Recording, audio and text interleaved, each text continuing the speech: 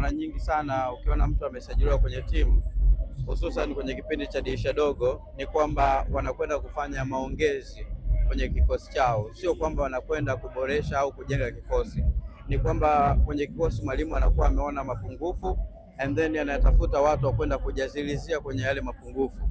Ukimwangalia mtu kama Emmanuel Mwanengo au Emmanuel Samuel Mwanengo ni miongoni mwa wachezaji wazuri sana ambao kwenye timu aliyotoka alikuwa na kiwango kikubwa sana na amefanya vizuri mpaka muda huu ambao anasajiliwa kwenda Young Africans, lakini inategemeana pia na mwalimu wa Young Africans, kwa sababu siku zote wanasema kwamba usajili ni kamari. Obvious kwamba mchezaji anaweza kwenda kukliki kwenye mfumo akaingia moja kwa moja akaenda kuonesha kile ambacho alipotoka alikuwa anafanya.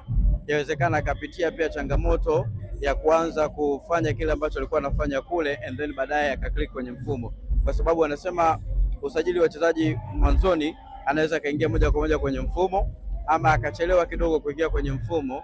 Yawezekana kutokana labda na eneo ambalo anaenda kucheza, kwa sababu ukiangalia Young Africans kwenye eneo la viungo wamejaa, wana wachezaji wengi wazuri sana kwenye maeneo yale.